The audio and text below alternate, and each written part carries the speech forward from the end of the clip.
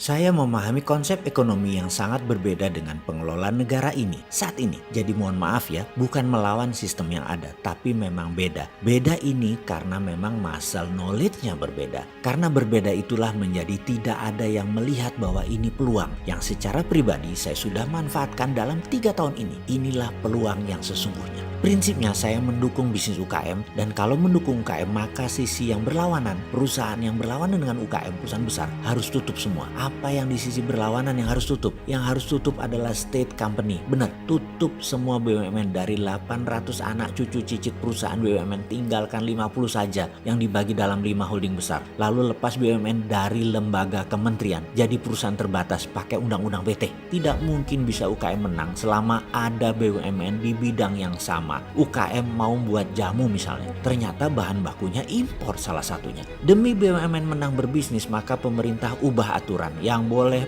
pakai bahan baku tersebut hanya BUMN itu saja, atau yang boleh impor hanya BUMN tertentu. Ya matilah UKM-nya. UKM tinggal main di bisnis receh doang jadinya. UKM gak akan bisa besar. Mimpi kalau UKM mau besar tapi sistemnya kiri elitis, state capitalism. Kita juga tahu BUMN nilai asetnya saat ini 8.000 triliun. Untuk setoran ke negara tidak lebih 300 triliun per tahun. Kalau di swasta perusahaan beraset 8.000 triliun, profitnya buat pemiliknya bisa 3-4 kali lipat lebih besar dari setoran saat ini BUMN lakukan ke negara. Apa BUMN rugi? Enggak juga. Lihat aja direksinya, lihat aja rumahnya, lihat aja hartanya. Anjrit, ada yang punya jam 8 miliar loh direkturnya BUMN. Gedengan itu. Itulah mengapa kalau kita yang pembela UKM ini mengelola negara, pasti saya tutup itu BUMN. Karena memang seberangan dengan konsep ekonomi progresif kanan yang kita anut. Dan sekali lagi bukan salah benar, memang beda. Jadi kalau kita memberikan solusi ekonomi pasti tidak bisa dijalani sama sistem ekonomi yang saat ini kiri elitis. Dan itu bisa difahami, namun tetap harus diberikan saran kepada mereka. Saya yakin suatu hari pasti mereka ngeh juga. Sabar aja kitanya. Baik, kita lanjut. Kita tahu model ekonomi itu ada 2, sosialis dan kapitalis. Sosialis disebut kiri, kapitalis disebut kanan.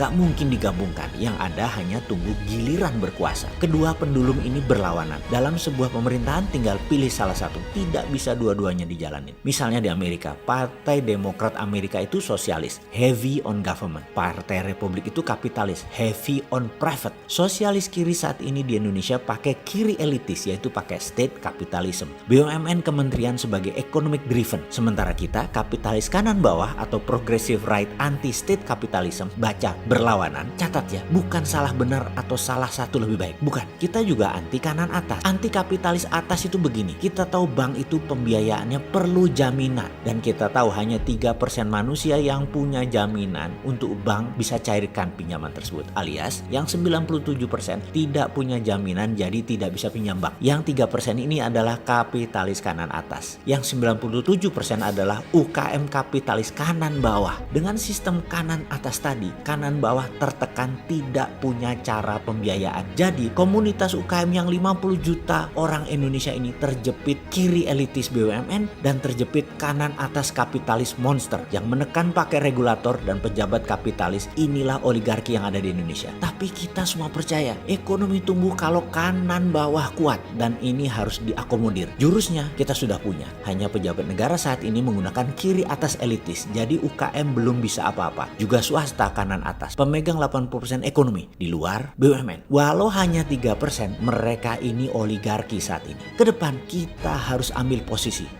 yang berbeda, yaitu membangun kanan bawah. Caranya, oke, kita jelaskan perlahan. Kanan atas atau disebut corporate capitalism ini pinter banget. Mereka ambil uang dari kiri atas BUMN, dari kiri bawah buruh, ambil dari kanan bawah pengusaha UKM, ambil dari kanan atas korporasi besar dan negara. Uang tadi masuk yang namanya sistem perbankannya mereka. Lalu siapa yang bisa pakai? Yang bisa pakai yang punya jaminan. Siapa yang punya jaminan? Kanan atas dan kiri atas. Jadi di dunia 3% kelompok atas yang punya jaminan yang bisa pinjam dan memakai uang bank tersebut. UKM kanan bawah, ya diminta jaminan juga. Buruh kiri bawah, ya hanya white collar bos-bosnya saja yang manajer ke atas yang punya jaminan. UKM kanan juga yang menengah aja yang punya jaminan. Paling top cuma 2%, alias kalau di total yang 95% tidak punya akses pembiayaan. Bagaimana bisa maju? Ternyata gap kaya miskin itu memang sistemik, memang didesain, memang lo nggak boleh kaya. Tapi ini peluang dan inilah yang ke depan yang akan kita gagas. Seperti pengalaman saya selanjutnya. Saya baru-baru ini ketemu dua teman baik saya